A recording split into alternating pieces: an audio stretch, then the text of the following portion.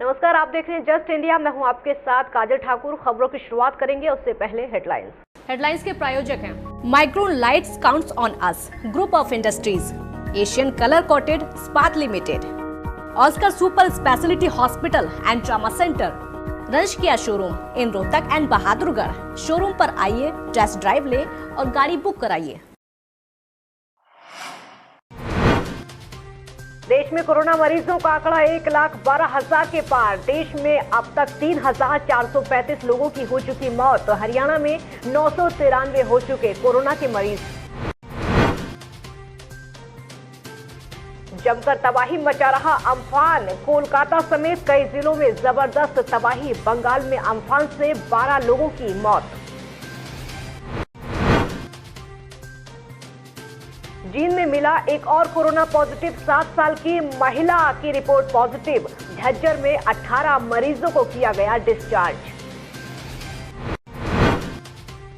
और रोहतक में एसओपी के अनुसार खुलेंगी पुराने बाजार की दुकानें। दुकानें खोलने में लागू होगा लेफ्ट राइट का फॉर्मूला। सुबह 9 बजे से शाम 6 बजे तक खुलेंगी दुकानें। 160 से 180 किलोमीटर प्रति घंटे की रफ्तार से आने वाले अम्फान तूफान ने पश्चिम बंगाल और ओडिशा में बड़ी तबाही मचाई है। पश्चिम बंगाल में तो तूफान से 10 से 12 लोगों की मौत हो चुकी है। आपको ये बता दें कि कोलकाता के कई इलाकों में पानी भर गया है। तूफान का असर कोलकाता एयरपोर्ट पर भी दिखाई दिया। यहाँ चारों तरफ पानी भरा हुआ। और आपको ये भी बता दें कि 6 घंटे के तूफान अम्फान की तेज हवाओं ने कोलकाता एयरपोर्ट को क्षतिग्रस्त कर दिया। हर तरफ पानी भरा हुआ है। रनवे और हैंगर पानी में डूबे हुए हैं। एयरपोर्ट के एक हिस्से में तो कई इंफ्रास्ट्रक्चर पानी में डूबे हुए हैं। अम्फान के कारण एयरपोर्ट पर सभी परिचालन आज सुबह 5 बजे तक बंद कर दिए गए थे, जो अभी भी बंद हैं। कोलकाता एयरपोर्ट पर यात्री उड़ानें 25 मार्च से ही निलंबित हैं। केवल कार्गो और वंदे मातरम मिशन के तहत आने वाले जितनी भी उड़ानें थीं वो चल रही थीं, उन्हें भी अभी रोक दिया गया है। और आपको ये बता दें कि बंगाल में समुद्र तट से टकराने के वक्त अम्फान तूफान की रफ्तार 180 किलोमीटर प्रति घंटे से ज़्यादा थी। कई घंटे के बाद कोलकाता शहर में 130 किलोमीटर प्रति घंटे तक रफ्तार वहां से चली और हवाएं लगातार चलती रहीं। अम्फान का सबसे ज़्यादा जो कहर पश्चिम बंगाल के उत्तर 24 परगना, दक्षिण 24 परगना, मिदनापुर और कोलकाता में रहा। तूफान के टकराने के वक्त दीघा में सीधे खड़े हो पाना भी मुमकिन नहीं था। पश्चिम बंगाल में तूफान की तबाही कितनी हुई, इसका हिसाब किताब अभी बाकी है, लेकिन मुख्यमंत्री ममता बनर्जी कह रही है कि कम से कम 10 से 12 लोगों की मौत हुई है। इसमें ज़्यादातर मौतें जो हैं वो पेड़ गिरने की वजह से हुई हैं। वहीं ओडिशा में 3 लोगों के मारे जाने की खबर है। दोनों प्रदेशों में राहत और बचाव कार्य जारी है। देश में कोरोना वायरस का कहर लगातार बढ़ता जा रहा है। देश में कोरोना के मामलों की जो संख्या है 1,12,359 तक पहुंच गई है, जिसमें आपको ये बता दें कि पिछले 24 घंटों में 5,789 नए मामले निकलकर सामने आए हैं। एक दिन में 3,002 लोगों को ठीक किया जा चुका है। 132 लोगों की मौत हो चुकी है। वहीं 45,300 लोग इस बीमारी को मात देकर ठीक हो चुके हैं। अब तक 3,435 लोग अपनी जान गंवा चुके हैं। इसी बीच भारत के लिए एक राहत की खबर यह है कि कोरोना संकट से लगातार 3 महीनों तक जूझने के बावजूद कोविड-19 मामलों का जो पॉजिटिव रेट है वो 4.4 ही है।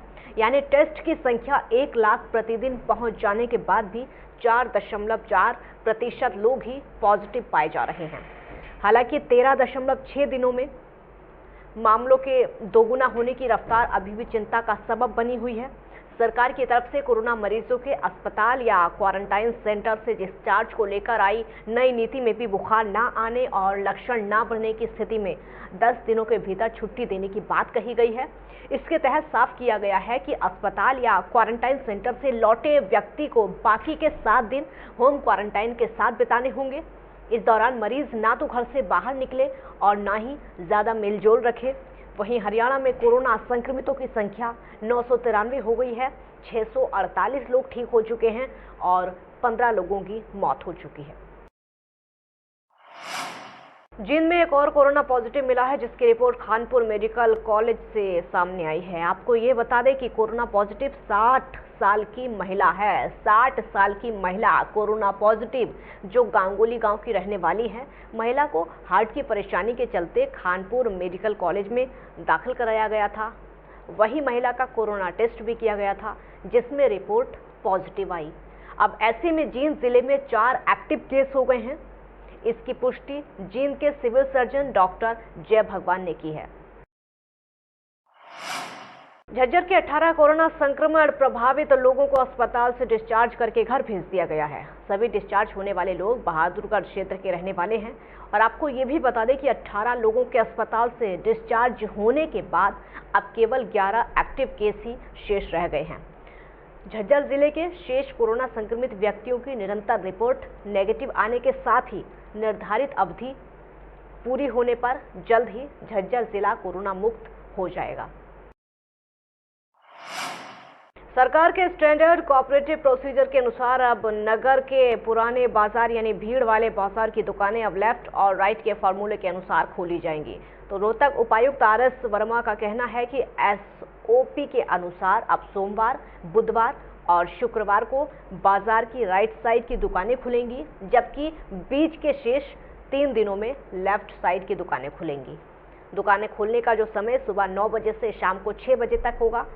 इसके साथ ही उन्होंने बताया कि आवश्यक वस्तुओं से संबंधित दुकानें पहले की तरह खुलेंगी और उनका समय सुबह 7 बजे से शाम को 7 बजे तक रहेगा और रविवार के दिन बाजार बंद रहेंगे।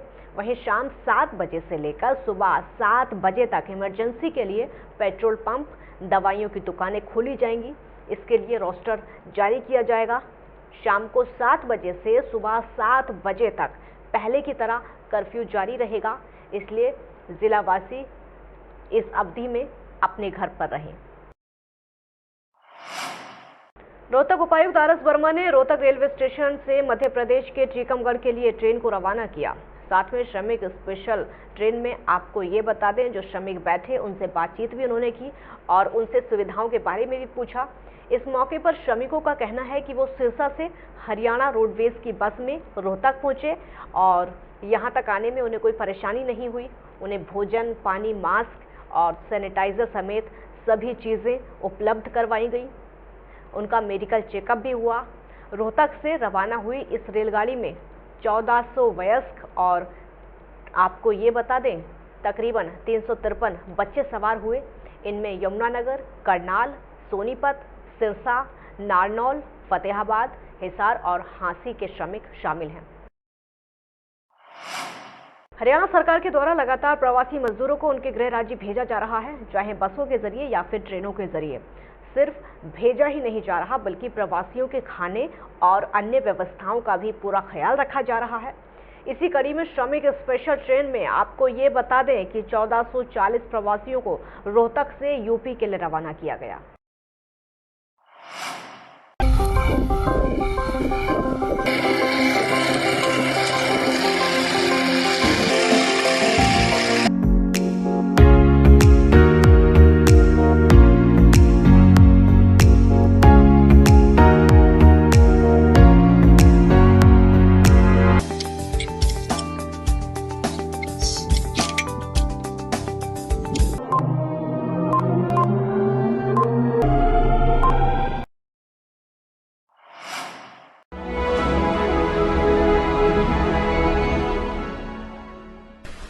चाचा, आपने नया घर बनवाया है तो घर की छत पर कौन सी शीट लगवाई है?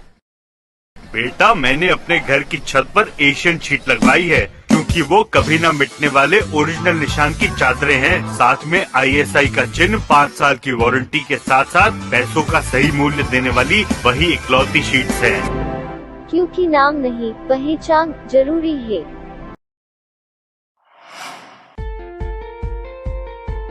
Be Fast Fit, India's fastest growing fitness chain, now at Rohtak D Park and biggest fitness club. Services like cardio, full strength and free weight stations, CrossFit, group classes, aerobics, yoga, Tabata training, high intensity training with professional trainers, steam bath and sauna bath. Be Fast Fit, be the best of yourself. Right to addition reserved.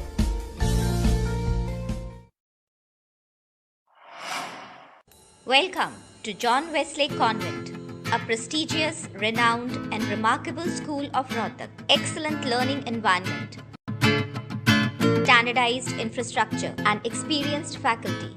Well-formed robotics lab, well-equipped science labs, world-class computer lab, well-stocked library, digital smart classrooms, excellent sports facilities, best transport service. John Wesley Convent, a school where your search comes.